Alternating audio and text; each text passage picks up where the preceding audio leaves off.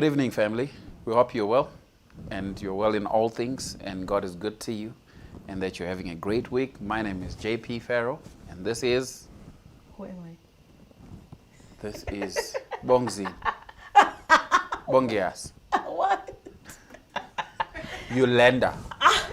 I present to you Yolanda. So Fero. you had to pull out my VIN number. Good evening, family. We are always excited to be with you. And, wow. My beautiful wife. My favor. My blessing. My young kid. Yeah, keep going to redeem yourself. Yes. But welcome to Marriage Works. My name is Mabongi, Fero indeed. And we're so glad that you are here to join us as we talk about all things marriage. We're always excited. We always look forward to Tuesdays because it's such a great appointment, not with us, but a great appointment with God. So thank you so much for coming through. Share this broadcast with your friends, with your family, with everybody. And but without wasting time, maybe let's just get right into it, right? I think that I wanted to ask you a question before you actually go in. If there is a couple that inspires you, somebody you believe, a couple you believe need to tell their story so that they can inspire others, please let us know. There's a number that's going to be on your screen. It's a Q&A number. This number, please write to us on 076 731 8092 and let us know who it is that you nominate should be on the show. In a few weeks, this show is moving from this room, which is our lounge, into a different space where we'll be able to invite guests and be able to get right into it. Yes. Yeah. Hopefully it's guests that will be able to make it yeah. Well, they'll be able to make it to where we are. So, well, we are in Gauteng basically, so hopefully it's people that can manage getting around, but that would really, really be awesome. It would. I think it would be really, really awesome. Tonight we're talking about the C's. ABCs of marriage, but starting at the C's. Yes, the ABCs of marriage. That is awesome. Where do you want to start? Okay. Why I gotta start? But you're the head of this family. Okay, that does it. All right. So we're going to talk about some descriptions, some attributes, some characteristics that are good for a good relationship, and some attributes and characteristics and behaviors that are ugly and detrimental to building a healthy, godly relationship. So we titled this series The ABCs of Marriage, of godly relationships. But we want to start at the C part. We'll come back to the B and to the A part. So tonight we are paying special attention to the C part of it. And the first one we want to touch, the big C's of marriage, the first one we want to touch on is communication. Say it with me. Communication. Yes. Every good relationship requires good, solid communication, dependable communication. What does this mean? This means that you must have an open line. You must have an open door policy in your relationship. There are no issues that are taboo, because if they are, it means that the other person who may have these issues need to address these issues, so that in communication, when we communicate in all things, we may communicate without tippy-toeing around some issues, because it can be uncomfortable to have an issue in the room that affects both of us. But just because you are so sensitive about it, maybe because of a trauma of something that happened to you, you find yourself finding it difficult to behave yourself or control how you behave around this particular subject matter. Communication, you must have open lines, establishing an open line, an open channel of communication. This means that you are in a safe space. When you communicate in all things, you are not judged. You are not put on a scale and on a pedestal set up to fail. because the person you are communicating with, you're communicating with them in all good things. This means that you must foster honesty in your relationship, transparency in your relationship. If he starts getting shady around money issues, you better get to the bottom of it and find out what is it that he is hiding. Why can't he open up about money? Maybe he's got insecurity issues from his past. Maybe he used to choose parasites for companions, and so he is touchy around the subject of money. And therefore, you have to get to a place where you get this fully addressed to the end that you establish healthy communication. Without healthy communication, it's difficult to communicate in all things. That's true. That pertain to marriage. That's an important part, right? There's something my uncle loved saying. He was like, there are many ways of serving a steak. I can either hit you with it or put it nicely on a plate and bring it to you. By that, he was just trying to say, hey, I might be saying things that might be an ouch to hear, but the way I present it also is very important. That's very profound. And while we speak about communication, it is important for us to know that communication is not just when it's good. It's also when it's ugly. It's also when it's bad. It's also when it's injurious to a relationship. It's also when it's giving each other a cautioning each other from going into danger and stuff like that. And communication speaks to so much. It speaks to the way we treat each other, even physically and emotionally, not just the words we speak. It's so vast. It's beyond words. So it's beyond words. So we don't always communicate just good things. You must get to a place where you are fully comfortable. We're already preempting another one. You're fully comfortable to communicate with your spouse in all things, knowing that even if I come at him with a subject that is a bit sensitive, I do not approach him to attack him. I approach him in a manner that says, I care about you. Another C, I care about you. And I'm speaking to this, I'm communicating this to the end that we are better. If the relationship is truly driven by God, it makes you better. We learned that last week. If it is not, if it's being driven by a different God, it means that it's going to be bitter. So you must understand that in a relationship that is healthy, every communication that you have, the forms of communication that you engage in are to make the relationship better and not bitter. So understanding and trusting that Mabongi will never come to me in conversation in a manner or in a way to try and attack me or to pull me down or to cause me harm or to cause me pain, because she loves me. I have put my trust in her so that when she sees something, remember, in relationship we are partners, and we only have two eyes because we can't see everywhere. We need somebody else to see what we can't see. You need someone in your blind spot, and she's able to see some things I can't see. I'm eccentric. Especially around the things of God. I might find myself over-committing to something to the point that I may commit money to something that I don't have. But having a spouse that's able to say, dude, I know you love to do this, I know you love to give, you love to serve, but remember, there is this thing coming right around the corner. And hearing that with an ear that says, this is care, this is love, this is protection, this is covering. Communication. While we speak about communication, love, I think it is important for us to mention that in communication, in order for communication to be effective, we have to both be willing to put work to get to a place where we are conversational. That's it.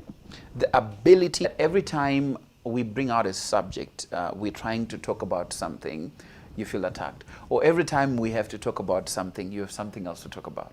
Every time you have to come to me to introduce something, to say, look, I am going through something. I must tell you about what I'm going through as well.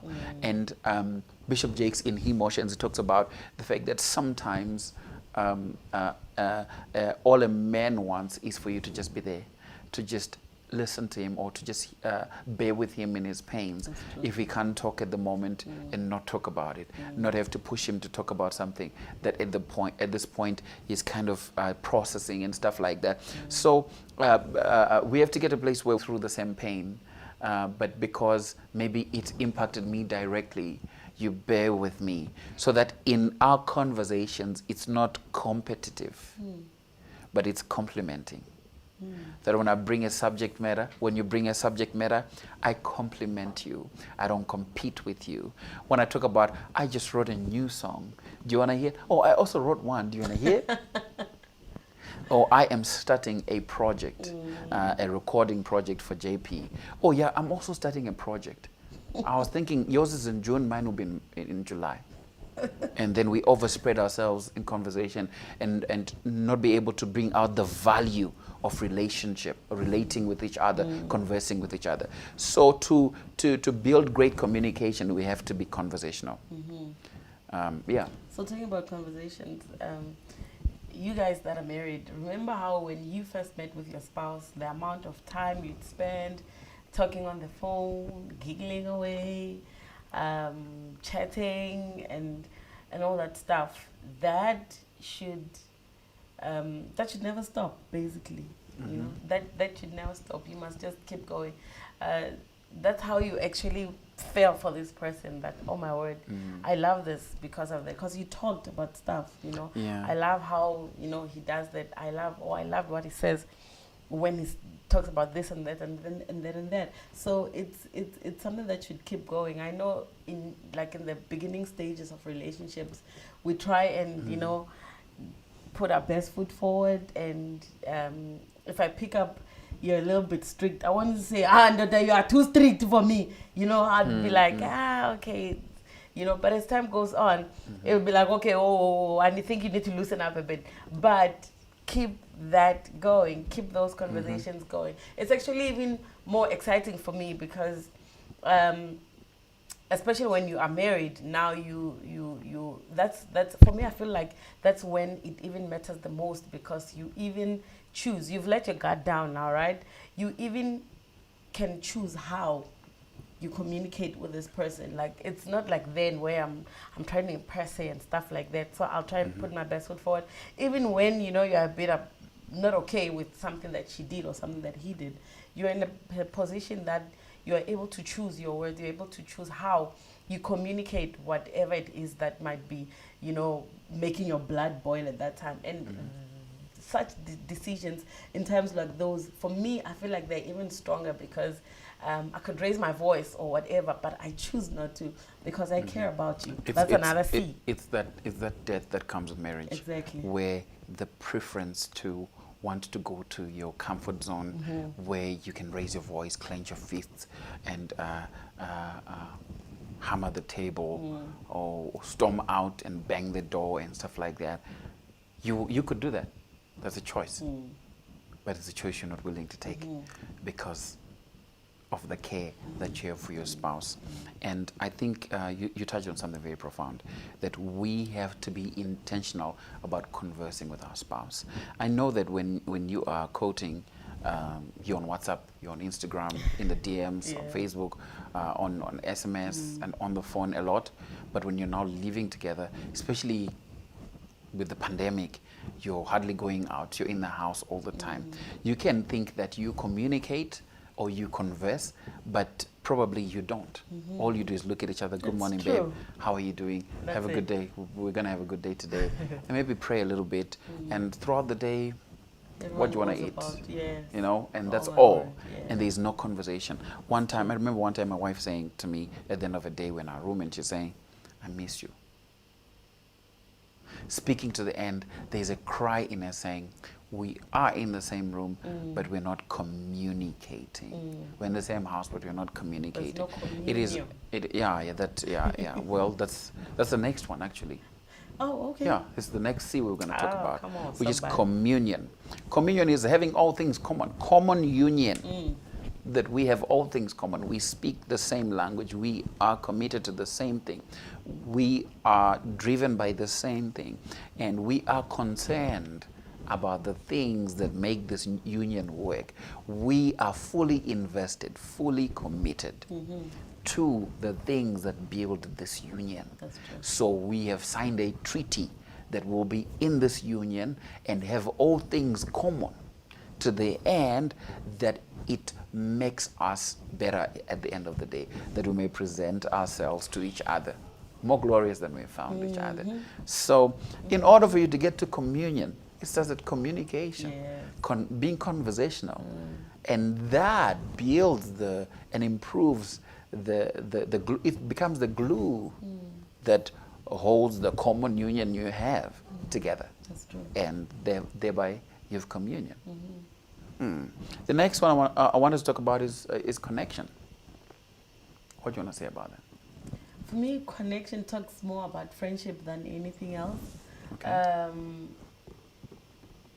It's easy for you to connect, with other people than it was with other people. For me, when we're talking about a connection in a marriage, it's something that might not come just like that. It's something that you have to work out, basically. Okay. You know, that connection. Initially, you can be like, oh my word, I met this guy. He's just so cool.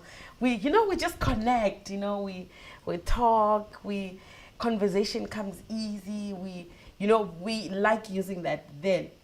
But when you're in marriage now, as you're saying, now you're living together, and it's easy to be like, oh well, she's here, she ain't going nowhere, or he's here, he's not going anywhere. But that connection is something that must be kept going. So I feel like everything is kind of linking up together. For us to remain connected, we must talk to each other. We must converse. We must communicate with each other. In the beginning, yes, that's awesome. We had a connection. We'll talk for hours on end. But how you keep that's already, the seed is already there. For you not to lose that, you need to keep going. You need to keep working at it. So for me, that connection that we're talking about, I need to make a decision not to disconnect from you. Even when, you do something that kind of 1, 2, 3 right now, but I'm not going to disconnect. I'm going to stay connected. So, because it might be like one thing where you're like, you know what, I don't care no more, or it can be a small thing, and over time it can build up. And before you know it, it's like you really don't care anymore. And it actually started with one thing or with one step. So that connection, yes, it's great when you're meeting, you have it, but as you proceed in life, you need to keep working at it. I like the angle that you went to, that you hear friendship, solid friendship, when you think about connecting. But the pastoral head in me thought about something quite heavy when you speak about connecting.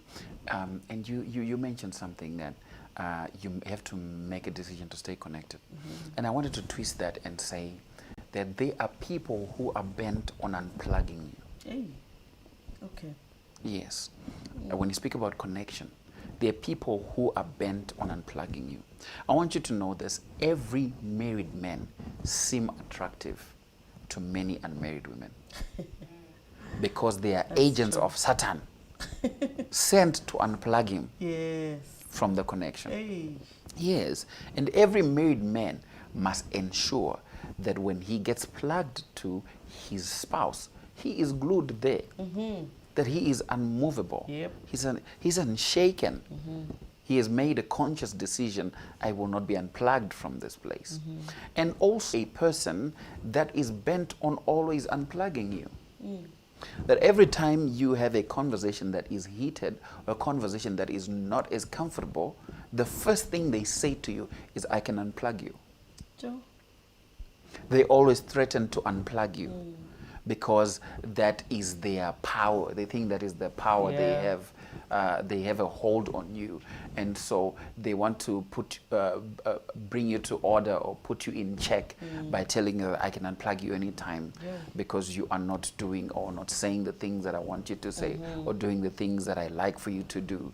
So you must while looking at the subject of connection or connecting, ensure that it is a healthy connection. It's not a plug and play and unplug all the time. It's only plugged when somebody wants to play. He's only connected to you when he wants to play. She only chats when she needs something. She only reaches out, and she's nice only when she's broke. So always check, what is it that connect us together? Exactly. Yes. Does it go beyond the things I give? Does it go beyond the material things? Does it go beyond the physical? You get what I'm saying? It reminds me of the scripture, sorry, that talks about being unequally yoked, you know. That talks about connection as well.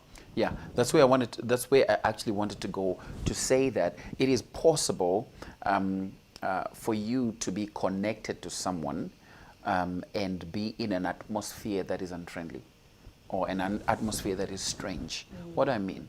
That when we talk about connecting, we talk about networking. You are in a network, an infrastructure where the connection actually functions, is able to stay functioning. And when we speak about atmospheres, we begin to speak about spirits. Yes, try all spirits. Before you plug yourself and connect yourself, try every spirit so that you don't find yourself connecting in places you have no business being plugged in. That's true. That's true. Then you wonder, why is it that I thought I had a connection with this guy? Because when you start, everything seems fine. Everything appears good because everything is polished. Even the devil can masquerade as an angel of light. Jesus taught us that. And so he masquerades. Sometimes you are connecting with a masquerade. You're connecting with a phony person. You're connecting with a devil wearing someone's face. A devil driving a Lamborghini. That's why it is important, before you get connected, you check, what network are you with? That's true. So that you don't find yourself mingling with somebody who is of a different network. That's the unequally yoked thing you're talking about. The next thing I want us to talk about quickly, I think we're already running out of time. We are running out of time. Is compatibility. What do you want to say about that? So compatibility does not necessarily mean that we like the same things. For example, okay, that is important for you to, you know, have some common ground. There must be some common ground. Have some common ground, yes. But compatibility. Compatibility. I can't believe I said compactability. Compacted together. Compatibility, babe. I can pull out a revelation out of that. Before we came on, about 5 to 6, somewhere there, we just went live on my Facebook page, and what we wanted to do was just to remind you, where Marriage Works tonight, to like a full-blown worship session that we didn't even plan for. It was just so crazy. And when we finished there, I mean, JP just went to pick up his guitar, and he came and just started playing. And it's because there's a song in my head that was ringing, so I thought, hey, while we wait for people to hop on, let me just quickly sing the song, da, da, da. But for me, or in our case, I feel like compatibility is exactly that, what just happened. So, yeah. Yes, you have to have common ground. You have to have common ground. You have to have things that you have in common. And I think compatibility, when we speak about common ground, we are speaking to purpose. Yes. Yes. You may be Definitely. a journalist. More than anything. He may be an artist. You may be a model at purpose. Exactly. Purpose is your point of compatibility. That's most important. You don't have to sing the same songs. You don't have to like the same artists or like the same shows. Fight over the remote if you must. But where it matters, you are compatible. Exactly. That's what Exactly. compatibility is. Yes. Compatibility is not, oh, we finish each other's sentences. We like to go to the same holiday destinations. We like vanilla ice cream. Yes, we like the same colors and stuff like that. That's not what it means. Complementing each other. You must complement each other. How do you know that your purpose is the same, or you are glued or connected at the central place called purpose? Is you see it when you have a holy purpose, is discovering what your holy discontent is. What do you have a holy anger about when it's not done right? When you see children maybe suffering, or homeless people, or when you see people walking astray and not knowing Jesus, and you just want to give them Jesus, what gives you holy anger? That in that you will find keys to your purpose. My spouse standing and complimenting. Exactly. Say, do you need me to drive you there? Do you need me to top up with some money? Do you need me to call in advance? Do you need me to make something? Sometimes I'll have a meeting impromptu here, and somebody says, I'm coming to you, I have an issue, I have a situation I need to deal with, and they rush to me and they're coming to me, and I just say, babe, somebody's gonna come. And look at her. When the person arrives, we did not have a plan for a visitor. We did not have a plan for a guest. And as soon as the person arrives, because it's happening in the moment, she's looking for car keys, she's rushing to Wonder Park, and she's trying to fetch some things so she can make purpose easy. That is complementing purpose. That is compatibility. When we speak to that, we speak to the next one, which is? Before we went for our premarital counseling, we had like a form that had just a few questions that my pastor was asking. And one of the questions was, what are your thoughts, or what does commitment mean to you? I think it was probably the shortest answer in that whole forum. And my answer was, Genile. That's it. Wow, really? Wow. Okay, I didn't put it that way, but but for me, commitment is, it was so short in a sense that, look, I am committing into this, I am throwing my whole self into this, and that's, for me, commitment, that's it. Like, there's nothing, like, you can't convince me out. You can't change my mind about this. That's it. For me, I'm in, and that's it. I think commitment is, like you just said, being all in, fully all in. That there is no excuses. I don't have any excuses. I don't have any safety nets. I have no plan B. This is all I have. And I am not here. I've taken a decision. Yes, to be I've here. made a decision to fully learn what it means to be married, to be a married man. What are the responsibility?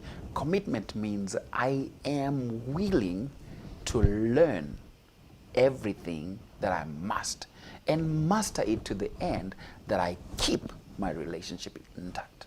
I'm willing to let go of traits and ways I may have learned.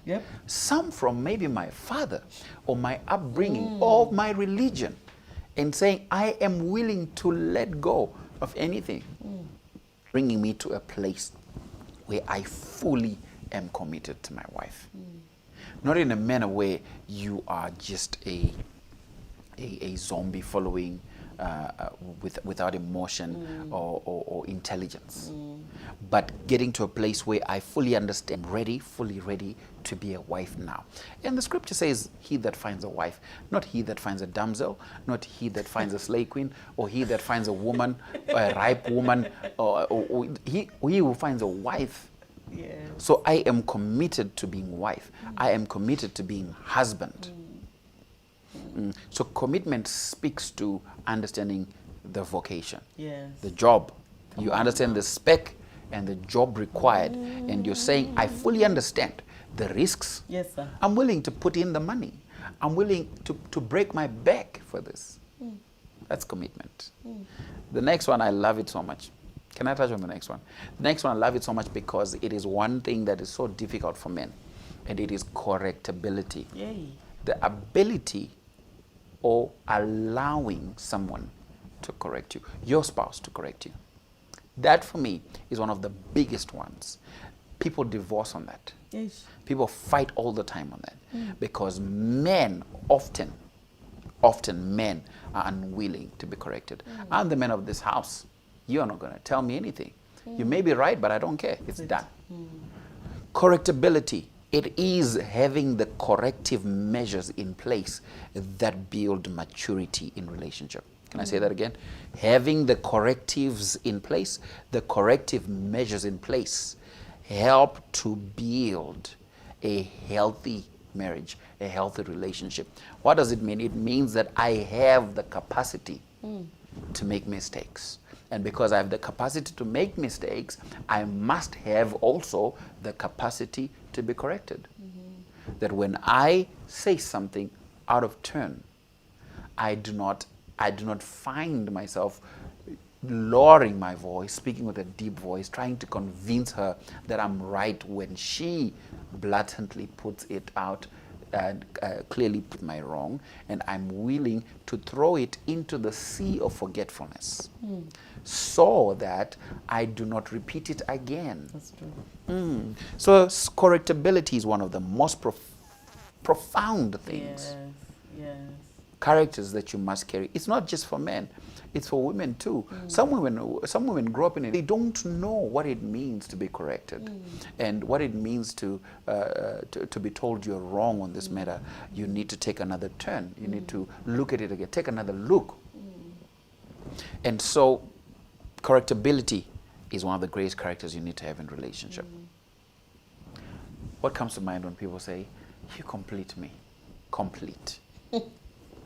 That's the next one. What comes to mind? You complete me. Okay. I feel like it talks about you fill those gaps that I cannot see need filling. What? You fill the gaps that I cannot see. I cannot see Yeah. need filling. Yeah. Wow.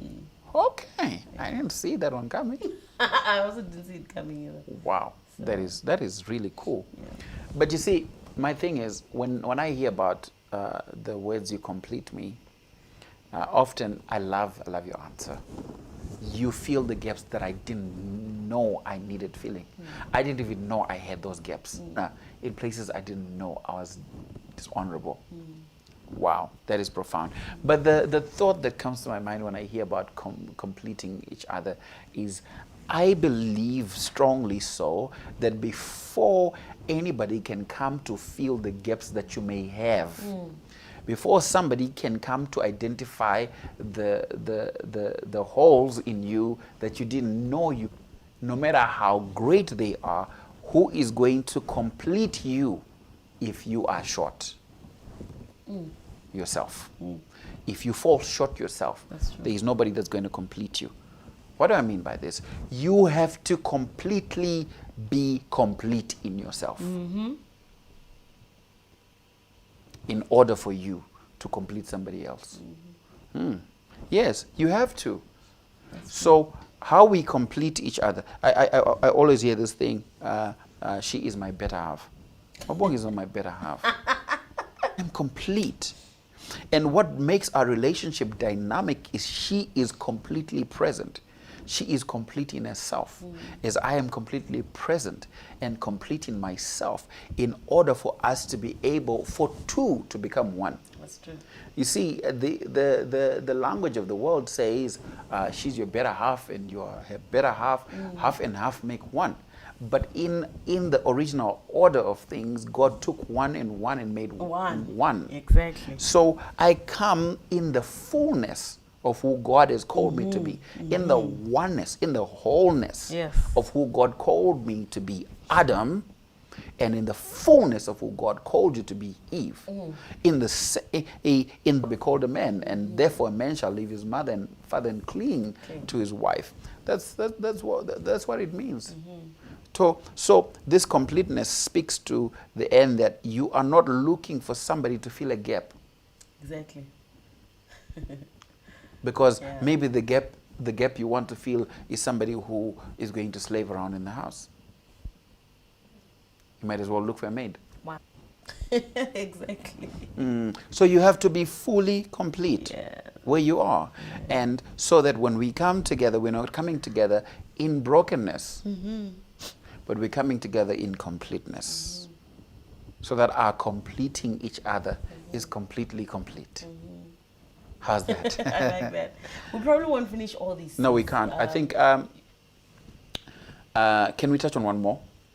Yeah, let's touch on one more. And I think we can touch on one more and put the rest to bed. We'll come back next week and continue as a part 2, if that's all right. The last one I want us to touch on is one of the greatest attributes and characteristics you must have in a relationship is being curvy. Can I say that again? Being curvy. C-U-R-V. You must be curvy. What do we mean? You must have the ability in you to curve. You must be curvy.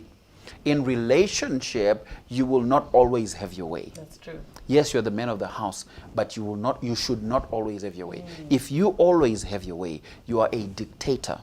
And if you always have your way, you might not be leading a healthy relationship. Yes. Monroe says, if you were given a purpose to pick a boulder and put it in another spot, Hey.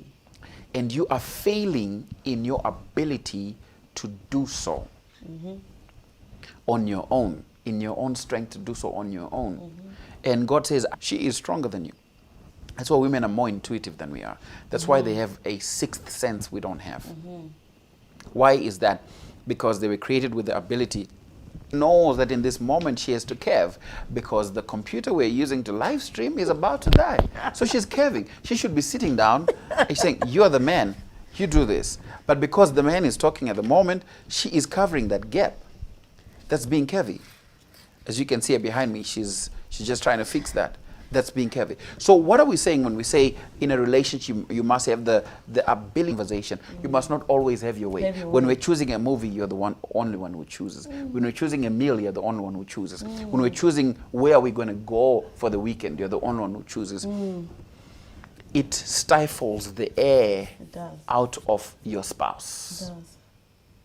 It does. Even things like, I know there's a lot of people who fight with me, but even things like every Christmas, for example, we go to say, I really wanted pizza tonight, but the rest of the family wants something else. So we're going to go with that. What does it mean that husbands, you must love your wives to the point you're willing to die? To the point you're willing to curve. You're dying daily in places where you would have had your way. Say, okay, I'll curve in that. I'll curve on that. It's fine. I'll let go of that. And also being curvy on the woman's side is very important that she is curvy. But in this sense, that they are sharp turns or bendy curves in life. In life, exactly. Sometimes. That if all she does is, I'm a straight talker. I walk straight. I'm a sharp shooter. I'm a sharp talker. Straight talk. Cash talk breaks no friendship. Yes, it breaks no friendships, but we are at a turn, we're at a curve. You must have the capacity to lean and curve. We need to turn together. Because in some places, when you stay up, you're going to cause us to crash and bend. Actually, we're not done. We are only halfway. We still have 1, 2, 3, 4, 5, 6, 7, 8, 9, 10, 11 more to go. So, yeah. I think we will leave it at that. Maybe we'll go back into the 5 questions quickly. And let's see if we can pick some new questions tonight as we bring this to a close. We'll try and do this as quick as possible, right? Okay, I don't know why these are staked together. Yeah. So right. we're just breaking out of that. Maybe just pick your 5 as well. And we'll do this at the same time. No, you pick one, I pick one. I love this one. I pick 1, 2. Pick your second. Or you want me to just grab 5 already? No, pick a second. Okay, 2. Okay. 3. I pick a... Okay, 5. Okay, so if it's questions you've asked me before, we'll just grab another one. All right. What's the worst lie you ever told as a kid? The worst lie I told as a kid? The worst lie I told as a kid? Worst lie I told as a kid. Sure, it's difficult. It's a difficult one. I can't remember. As a kid, so So you did a lot of things. I did a lot of things, but I don't know about lying. I did a lot of things. Yeah, no, I was, yeah, I was grounded a lot when I was a kid. So yeah, I can't remember. Fine, let's do. If you had to guess what people are, no, I'm changing it. Okay. What's the wildest thing The wildest as a thing. child going to sing at a wedding in a different village with no And transport got to come back? stranded. But that we can't exactly say that is something that I've done. That was No, I they was did it 13 to years you, but you old. also did it. It was the adults that were Okay, supposed to be so what's the worst thing you've ever done? beautiful afro, Wow, beautiful healthy black afro. I dramatic march. just cut it, and look at this now. Okay, baby. Okay, ask your question. Okay, next question. Didn't I ask you this? If you were an ice cream flavor, what would it be? I asked I you. got this question. All right, cool. Your turn. Why? I don't know. I think it's easier. I don't want to get into ice creams. So, what's your favorite thing about yourself? My favorite thing about oh my word, what's my favorite thing about myself? I think that I laugh a lot. It kind of keeps me sane. This I asked you last week already. I'm just gonna grab another one. Okay. Who is your celebrity crush? I have two, but okay, I have two. They're both married, so it's difficult. No, one is older. I have two celebrity Just crushes. say the names. I love her. I love her innocence on stage, like the way she jumps and kicks with her feet and stuff. Her freedom of worship is just so cool. Very contagious. I'd love to Yes, see that in. I would have loved to see that Second in one? my home.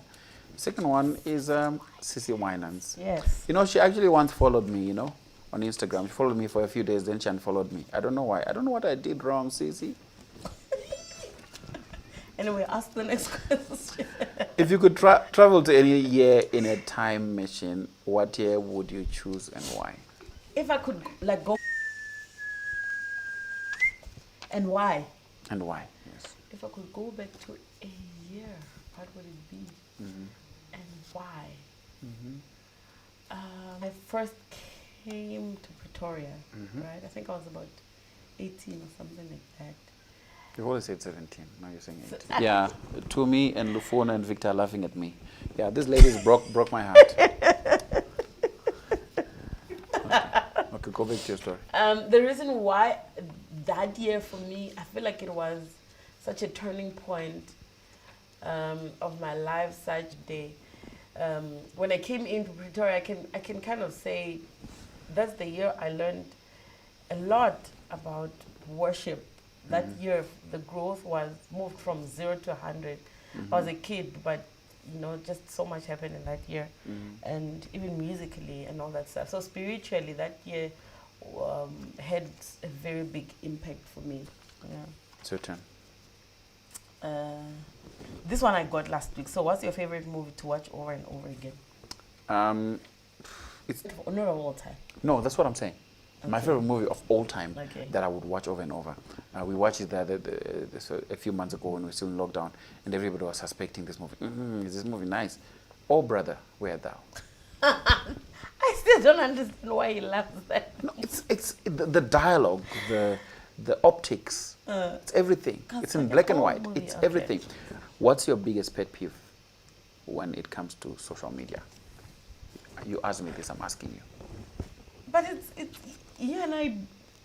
You've already answered it because Okay, I'll ask you another one. It's fine. it's something we always talk about anyway. So we've got the same answer when it comes to that one. What's a bad habit you had that you have been able to overcome? A bad habit that I had that I was able to overcome. I think it's biting my nails. So when I've got these plastic ones on, I can't bite. So yeah, I've kicked that one out. But the second one is being hard on myself in this way. For example, if maybe JP comes um, and says what? Use music. Oh, okay. And you sang last night, you were over singing a bit and you were flat a lot. If you can come and, stuff like that, oh my word, I'll be like, it's something that I'm too hard on myself if I don't do something well. I do well so much that whenever I mess up on something, I'll be like, why did you not practice hard enough? You could have maybe put in this already. What's your favorite season of the year? You've already had this. It's the most. Of all the personal questions, no. I've already asked you that. Fam. I've asked you that too. If you could change one thing about yourself, what would it be? If I could change one thing about myself, what Yes, would it be? that's the last one. It's the perfectionist in me. Ticks me off. Because everything I do, I go beyond the mile. Even for other people, even when people don't pay enough. I just feel like if I could not carry them, I would change that. Okay, my last one is, what is the weirdest dream you've ever had? The weirdest dream I've ever had. It doesn't have to be a dream while you were sleeping, like a dream that you... Weird dream. I don't know if I can say someone says I don't dream of doing. A buffalo firefighter or something, We're out of time. Weirdest dream I've ever had. I think it could be, but this is not weird though. It's not. Yeah, if it's not weird, then you don't have one. Yeah, no, I don't have a weird dream. It's all right. Family, it's been awesome to hang with you. We are having open lines, always creating a safe space for communication. Communication means you are conversational. You can carry a conversation. And communication and being conversational leads you to a place where you establish communion, which is common union. Yeah. And communion fosters a great connection. A connection that needs to be on the network that speaks to the same spirit. You're not compatible in colors, in finishing each other's answers and choosing the same things and getting to a place where you're becoming monotonous and predictable. You're compatible in the place of purpose, in the point of purpose. So you meet at the point of purpose, where you have all things common at the point of purpose. We also spoke about commitment. I'm committed to learn, to understand who I am supposed to be in this marriage, as much as you are. And we spoke about correctability, and we also spoke about the ability to curve. So that's where we will leave it tonight, and we pray that was informative, transformative, and that it will change the way you treat your spouse. It will change, allowed me to find favor, find a good thing and obtain favor from him. And I will preach about it every week. I'll talk about it all the time because I truly experience it every day. And I am privileged to be able to experience that, and every day to learn. Wake up and be willing to enroll again to the school of marriage as I learn to love my wife, even as Christ loves his, to the end that I'm willing to die for her. And I pray that you are inspired. And we always love having you here. And we look forward to seeing you again next week, same time, same place for now. Same place for now. So thanks again, family. Have a great night. We love you so much. Goodbye.